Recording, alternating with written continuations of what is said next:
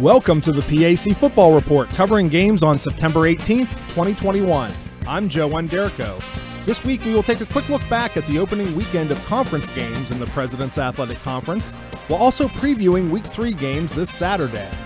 9 of 10 PAC teams were in action, including 4 league contests, while Westminster had the weekend off on September 11th. Teams opening conference play with wins included number 12 ranked W&J, a 62-14 winner at Teal. Case Western Reserve, ranked just outside the national top 25, doubled up Waynesburg 66-33. Grove City rolled past Bethany 48-15, while Carnegie Mellon won under the lights at Geneva 31-17. St. Vincent opened its 2021 season with a 34-14 non-league win at Bluffton.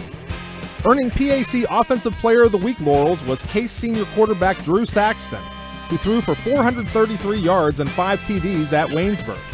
Defensive recognition went to St. Vincent linebacker Cam Norris, with 4 tackles for losses, 2 sacks, and a forced fumble at Bluffton. W&J running back Justin Huss garnered special teams honors with a 74-yard kickoff return TD at Teal. Waynesburg freshman wideout Dakota Romantino was named Newcomer of the Week after catching 9 passes for 260 yards and a TD versus Case Western Reserve. 5 league contests are on tap for Week 3. The headline game is in Cleveland, where 2-0 Case Western Reserve hosts 0-1 Westminster at 7 p.m. at DeSanto Field in a matchup of the last 2 PAC football champions. The Spartans have won all 4 meetings against the Titans since the series began in 2016, including a 21-13 decision in Cleveland in their PAC championship season of 2019.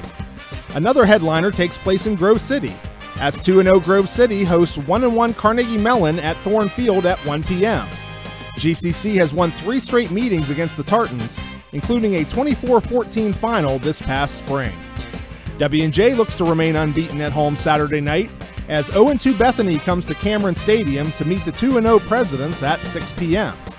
It's been a great start to the season for veteran President head coach Mike Sirianni, who, in addition to his team's hot start, also got to watch his younger brother Nick win his first game as head coach of the NFL's Philadelphia Eagles Sunday, with a 32-6 final over Atlanta. Sirianni discussed his emotions watching his brother's first game as an NFL head coach. I mean, it was neat. It was a family experience. We all sat down and watched the game. We all had our shirts on. I didn't go to work that day just until a little bit later. You know, you're almost more nervous watching than you are. I mean, I'm not nervous in our games, but you're nervous watching, and I thought they played terrific. Fresh off its non-league opening win last Saturday, 1-0 St. Vincent will open PAC play at home against 0-2 Geneva at Chuck Knoll Field in Latrobe at 1 p.m. The series dates back to 1930 and is led 16-7-1 all-time by the GTs, who also captured the last meeting against the Bearcats 48-10 in 2019. St. Vincent head coach Smetanka talks about the challenges faced by his program in preparing for Geneva's offensive attack. Yeah, I'd say the challenge for Geneva every year is really getting a scout team look with their triple option on their offensive side of the ball. Getting guys that can be able to give us the best of the look in our practices to really help our guys prepare throughout the week, I'd say is probably the toughest challenge. Finally, 2 teams in search of their first win of the season meet in Waynesburg, as the 0-2 Yellow Jackets host 0-2 Teal at Wiley Stadium at 1 p.m. Waynesburg has dominated the all-time series 32-9-1 and has won 3 straight against the Tomcats, with the last Teal win coming in 2016 by a 50-42 final.